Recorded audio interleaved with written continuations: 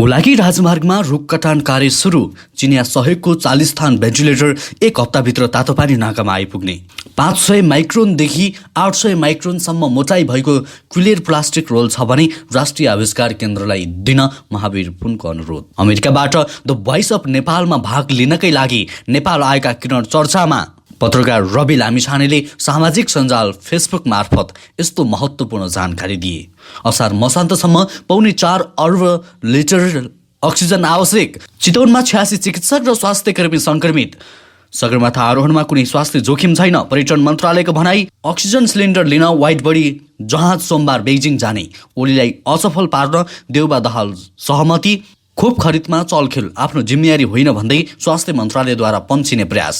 रहका नेपाल प्रमुख भटनागर काठमाडौँ आइपुगे। 40% oxygen cylinder सिस्टमबाटै हराउँदै परीक्षण गरिएका मध्ये आधामा संक्रमण। कोरोनाले एकै परिवारमा 4 को मृत्यु। आइतबार सबेरै चिनिया रकेटको भग्रावशेष पृथ्वीमा खस्दै विवाह भोजमा सहभागी 25 मा कोरोना संक्रमण। थप 15,000 मेगावाट विद्युत उत्पादन गर्न कुनै अभाव हुन दिइने छैन। यसबारे महत्त्वपूर्ण जानकारी। ललिता निवास जग्गा प्रकरण ढकाललाई छाड्ने विषयमा न्यायाधीशकै राय बल्झियो।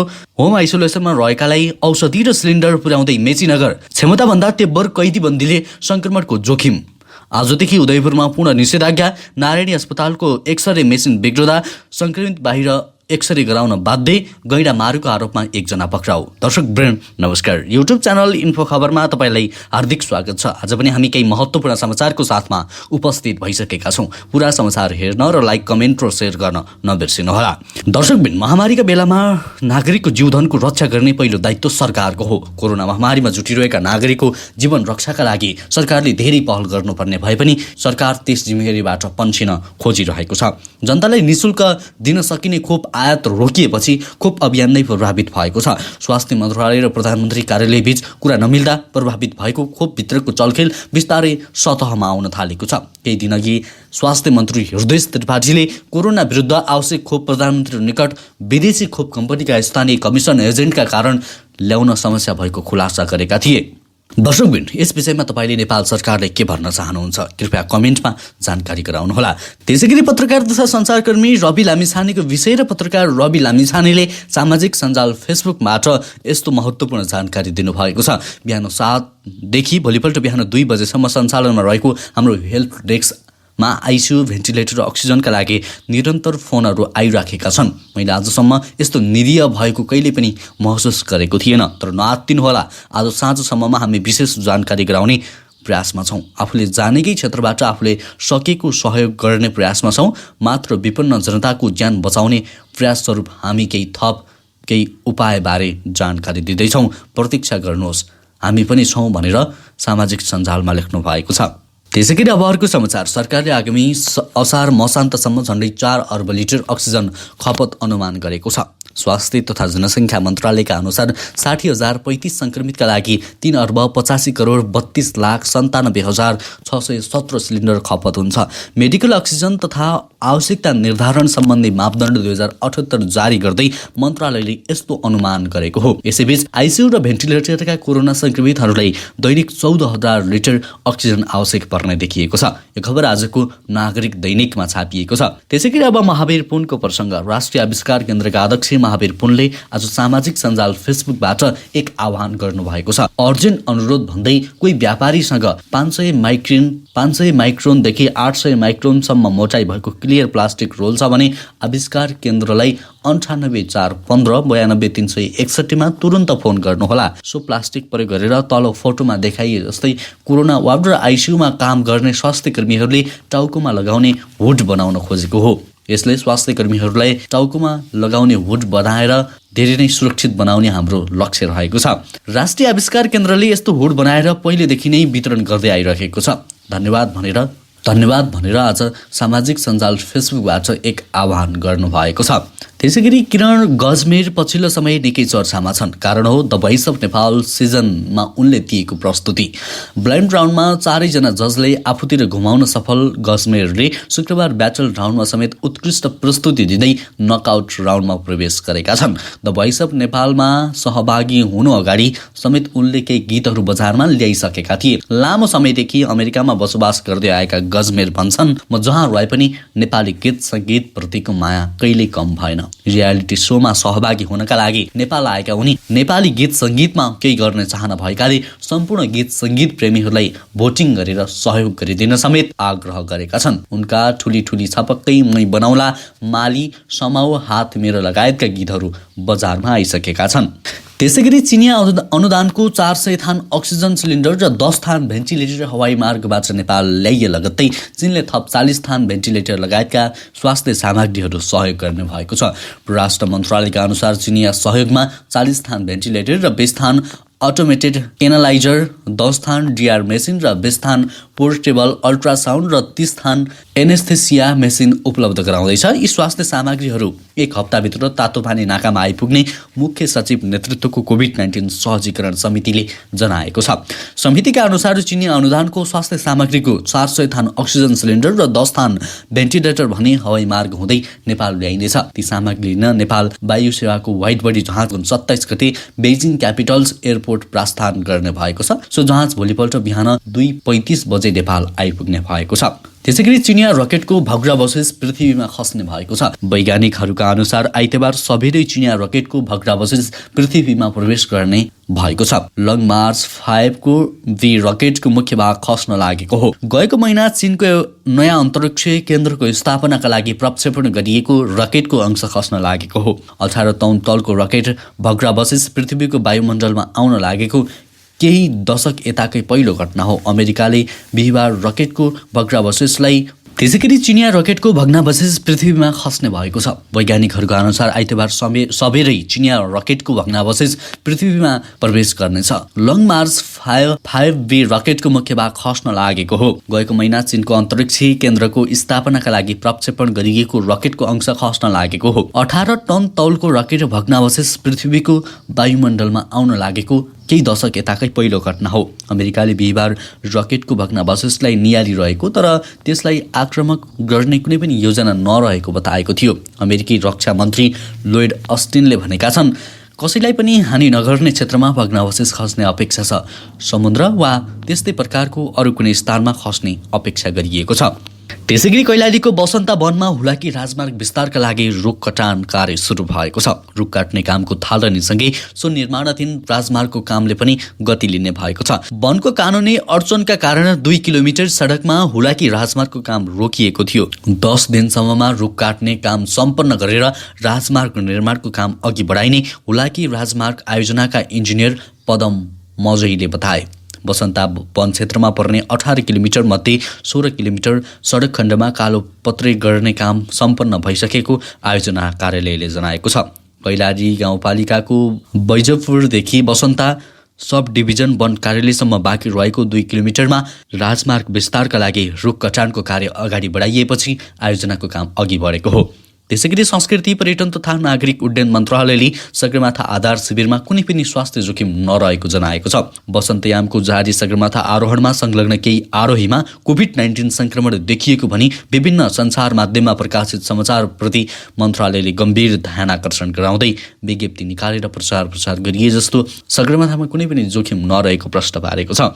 नेपालमा केही तथा विदेशी सञ्चार माध्यमले सगरमाथा आधार शिविरमा कोरोना फैलिएको भन्दै पछिल्ला दिनमा समाचार प्रसारण गरेका थिए। वसन्तयामको हिमाल आरोहणमा 79 देशका 86 आरोही समूहमा जम्मा 774 जना आरोहीले आरोहण अनुमति लिएका र सबै आरोही समूहले सगरमाथा सहितका पर्वतारोहण सम्बन्धी क्रियाकलापमा सम्भव भएसम्म स्वास्थ्य मापदण्डहरू पालना गर्दै आरोहण अभ्यास गरिरहेको पनि मन्त्रालयले जनाएको छ। त्यसैगरी चीनबाट अत्यावश्यक सामग्री लिन राष्ट्रिय ध्वजावाहक नेपाल वायु सेवा निगमको वाइट बडी A330 जहाज यही वैशाख 27 गते चीनको राजधानी बेइजिङ जाने भएको छ। चीन सरकारले अनुदानमा दिएको अक्सिजन सिलिन्डर र भेन्टिलेटर लिन वाइट बडी जहाजले बेइजिङ उडान भर्ने तयारी गरेको निगमले जनाएको छ। व्हाइट बडी जहाजले चीनबाट 400 थान अक्सिजन सिलिन्डर र 20 थान भेन्टिलेटर नेपाल ल्याउनेछ।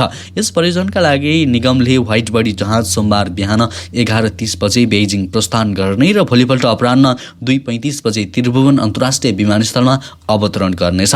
त्यसैगरी नेपाली काङ्ग्रेसका सभापति शेरबहादुर देउवा र माओवादी केन्द्रका अध्यक्ष पुष्पकमल दाहाल प्रचण्डबीच प्रधानमन्त्री केपी शर्मा ओलीलाई विश्वासको मत लिन असफल बनाउने समझदारी भएको छ। उनीहरूले ओली नेतृत्वको सरकारको विकल्प खोज्ने सहमति सहितका त्यसका लागि प्रतिनिधि सभामा बहुमत जुटाउन आफ्नो तर्फबाट प्रयास भएका छन्। ओलीको पक्षमा बहुमत पनि नपुग्ने र अर्को सरकार गठनका लागि बहुमत नजुटे संवैधानिक प्रक्रिया अनुसार नै मुलुकमा निर्वाचन जान सक्ने विषयमा पनि उनीहरूबीच कुराकानी भएको स्रोतको दाबी छ।